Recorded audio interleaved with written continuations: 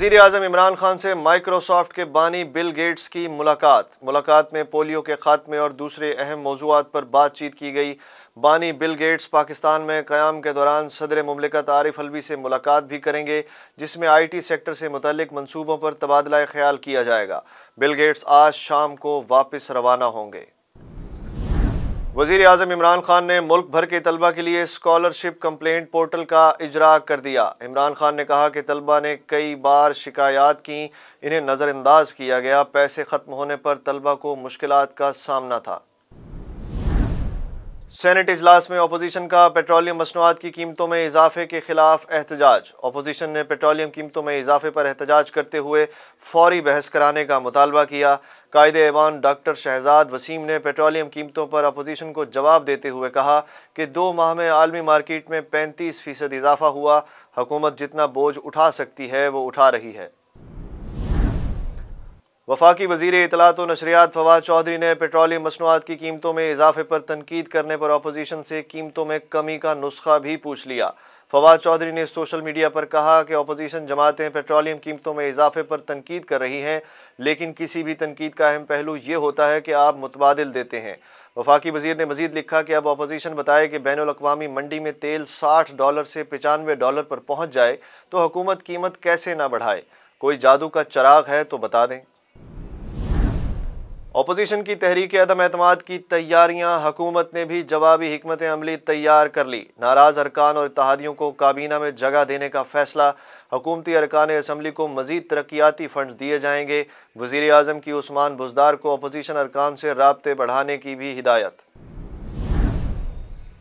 Chairman People's party Bilawal Bhutto Zardari ने कहा है कि आला अदलिया को कौमी मामलात पर नोटिस लेना चाहिए। इमरान खान के दौर में पाकिस्तान जमहूरियत से दूर रहा।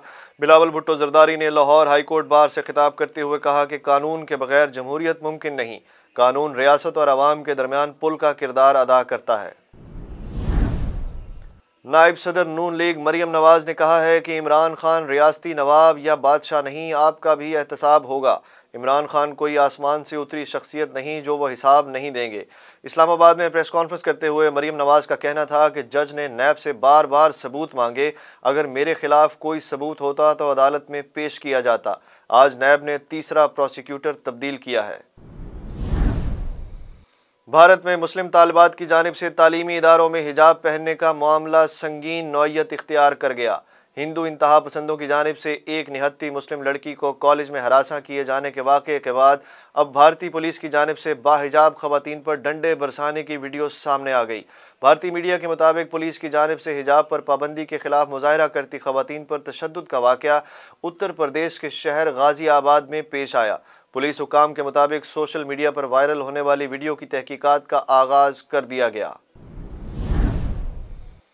ब्राज़ील में तूफ़ानी बारिशों ने तबाही मचा दी, 100 अफराद हलाक हो गए।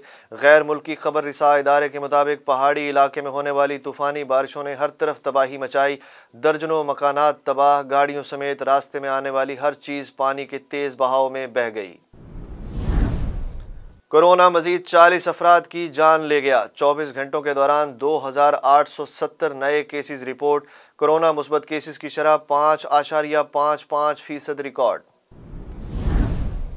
PSL 7 कराची किंग्स के लिए डरावना ख्वाब बन गई। बाबर 11 की इवेंट में मुसलसल 8वीं नाकामी। 175 रन का हदफ मुल्तान सुल्तान्स ने आखिरी ओवर में हासिल कर लिया। कप्तान रिजवान की 76 और शान मसूद की 45 रन की इनिंग।